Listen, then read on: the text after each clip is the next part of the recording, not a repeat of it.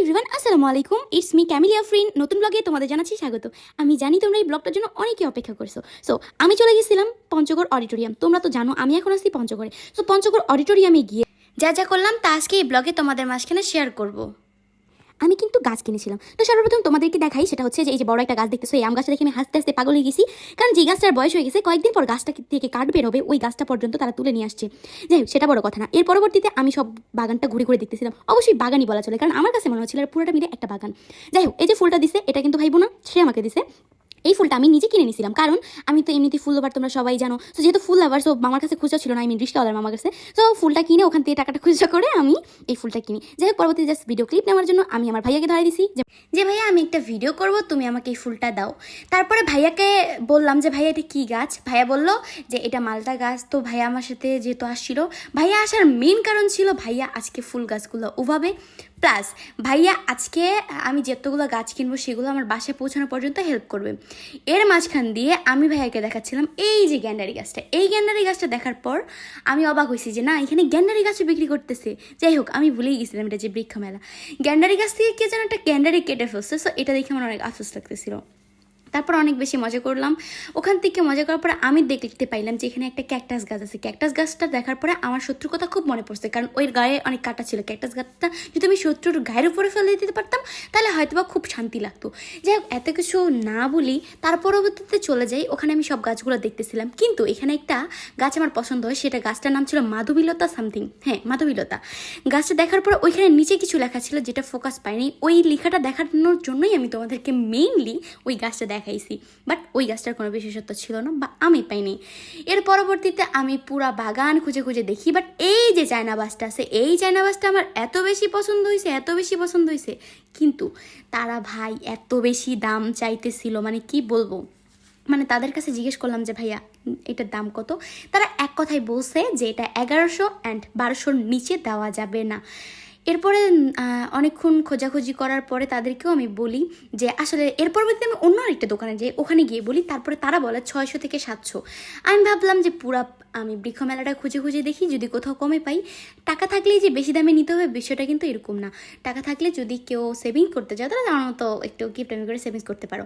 এর পরবর্তীতে ফুলটা নিয়ে ঢং করতেছিলাম, কারণ ফুলটা নিয়েছিলাম ঢং করার জন্যই। আর মেয়ে মানুষ মানেই তো গসিপ। যাই হোক, বিষয়টা না। এর পরবর্তীতে একটা ফুল দেখছিলাম যে এই ফুলটার নাম নাকি মরিচ ফুল, বাট ফুলটা অনেক সুন্দর ছিল। গাছটা আমার পছন্দ হয়েছিল, আমি নিতে পারিনি। এটা রিজন ছিল গাছটা অনেক বড় ছিল, আর এটা নিয়ে যাওয়া আমার পক্ষে অসম্ভব ছিল। যাই হোক, এর ফাঁকে আমার ভাইয়া চলে গেছিলো বড়ব্বুর কাছে, কারণ বড়ব্বু ফোন দিছে, ভাইয়ার কাগজ পেপার সব কিছু রেখে আসছিল আমার ক্যামেরা ধরার জন্য। ভাইয়া যেহেতু ওইখানে বড়ব্বুর কাছে গেছিলো অডিটোরিয়ামের সামনে, আমি এই ফাঁকে অনেকগুলো ভিডিও করে নিছি। যেমন এই যে এই গাছটা দেখতেছিল, এই গাছটা মাত্র 150 টাকা দাম। এই যে দেখতেছো না আমার সামনে কয়েকটা ছোট ভাই গান শিখতেছে অ্যান্ড গান করতেছে। এই কাহিনীটা আমি তোমাদেরকে পরে বলতেছি। সো এই কাহিনীটা জানার জন্য ফুল ব্লগটা তোমরা দেখো অ্যান্ড খেয়াল রাখো। আর হ্যাঁ, আমার হেটার্সদের জন্য অনেক অনেক সুখবর আছে এই ব্লগের ভিতরে। যাই হোক, এর পরবর্তীতে একটা গাছ দেখতেছিলাম ছোট, ওইটাও আমার পছন্দ হয়ে যায়। এনে যে পিছনে দেখতেছো ছোট ভাইগুলো আসতেছে, ওরা এসে বলতেছিল যে আপু তুমি যে ভিডিওসটা করছো ওই ভিডিওসটা আমাদেরকে দাও। অ্যান্ড আমি ফাইনালি এই বাঁশ গাছটা এখান থেকে কিনি, তাও মাত্র 120 টাকায়।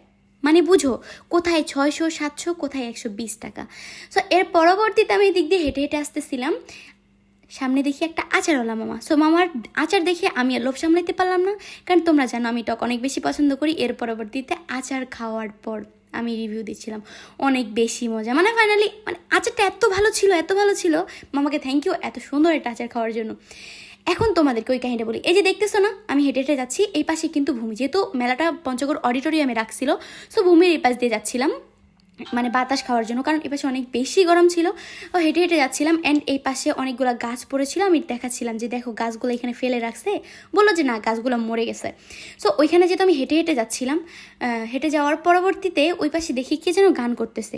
তো পরে ভূমির ভিতরে গিয়ে দেখি আমার টিচার ছিল অ্যান্ড কিছু ফ্রেন্ড ছিল অ্যান্ড কিছু ছোটো ভাই ছিল। আমি কখনো ভাবতেও পারি নাই যে ভূমির ভিতরে গিয়ে আমি তাদেরকে দেখতে পাবো। এর পরবর্তীতে তাদের এখানে একটু গান করা হয় অ্যান্ড চলে আসি। এটাই ছিল সেদিনকার কাহিনী। অ্যান্ড হ্যাঁ, তোমরা কিন্তু চ্যানেলটা সাবস্ক্রাইব করতে কিন্তু ভুলবা না, এখনই চ্যানেলটা সাবস্ক্রাইব করে দাও। আর সবচেয়ে বড় বিষয়, এরপরে আমি যাই চা পয়েন্টে গিয়ে একটা লাচি খাই। অ্যান্ড আমার কাছে অনেক বেশি ভালো লাগছে, যেহেতু ভাইয়াকে মূল কারণ ছিল নিয়ে আসার যে আমার গাছটা উভানোর জন্য। সো ভাইয়া গাছটা উভাই নিয়ে আসছে। অ্যান্ড এখানে আমি টি দেখি, কারণ তোমরা সবাই জানো পঞ্চগড়ের চাও অনেক বেশি বিখ্যাত। চা পয়েন্টের চাগুলো অনেক বেশি ভালো ছিল। চা পয়েন্টে খাওয়ার পর ওখানে অনেক বেশি বৃষ্টি আসতেছিল, যে কারণে আমরা এখানে দাঁড়াইছিলাম। অ্যান্ড কিছুক্ষণ আড্ডা দেওয়ার পর বৃষ্টি যখন কমে যায় ততক্ষণে অন্ধকার হয়ে গেছিলো, যেহেতু আমি বিকাল টাইমে বেরিয়েছি।